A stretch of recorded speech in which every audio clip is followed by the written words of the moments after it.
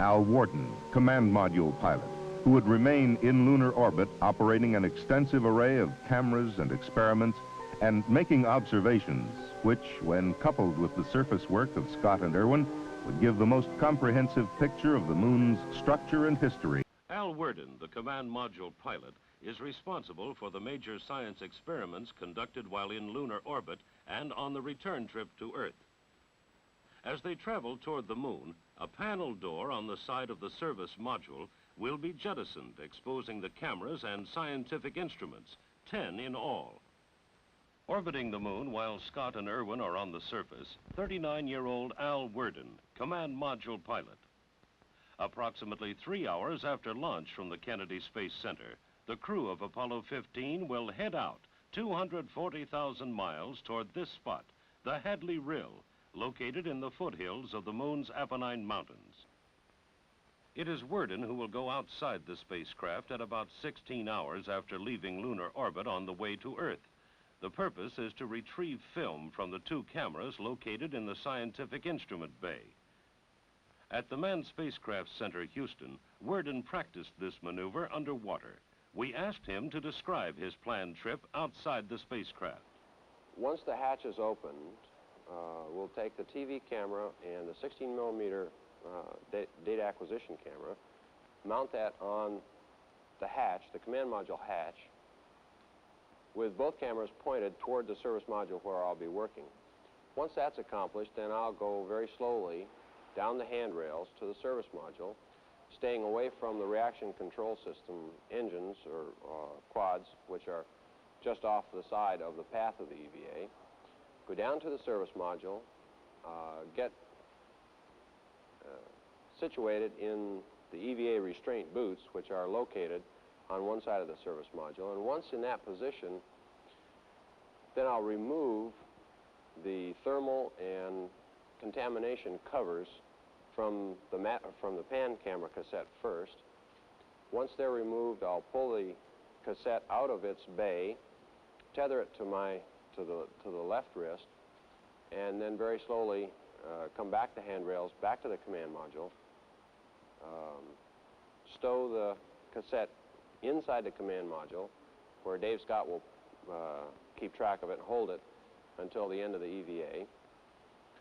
Then I'll go back down the handrails and essentially repeat that process with the mapping camera cassette, tethering it to my left wrist and bringing it back into the command module.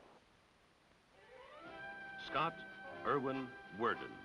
If all goes on schedule, they'll lift off from the Kennedy Space Center, Florida, in late July. We have complete clearance to launch. We are go. 15 seconds. Guidance internal. 13, 12, 11, 10, 9, 8. Ignition sequence start. Engines armed. 5, 4, 3, 2, 1. All engines running. Launch commit. Liftoff. We have liftoff at 9:34 a.m. Eastern Daylight Time.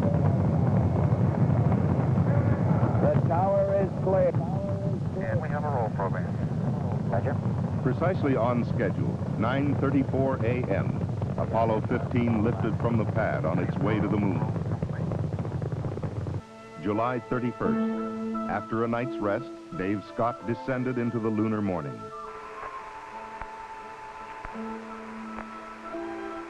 Okay, Houston, as I stand out here in the wonders of the unknown at Hadley, I try to realize there's a fundamental truth to our nature. Man must explore. And this is exploration at its greatest.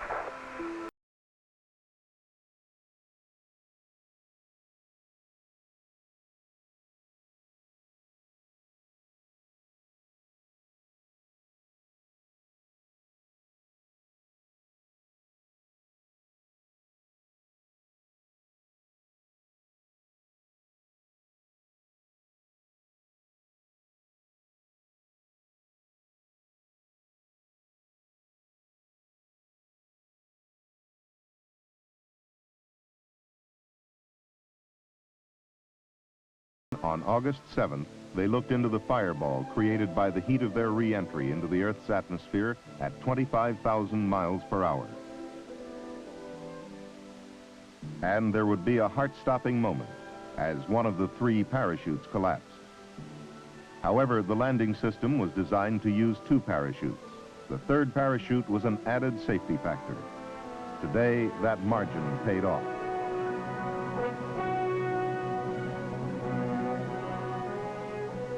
The success of Apollo 15 had been spectacular. The scientific results had been almost unbelievable. In the words of one scientist, a 5-for-1 mission. Yet while we rejoice in our success, we cannot afford to forget the sometimes painful efforts that gave us these achievements.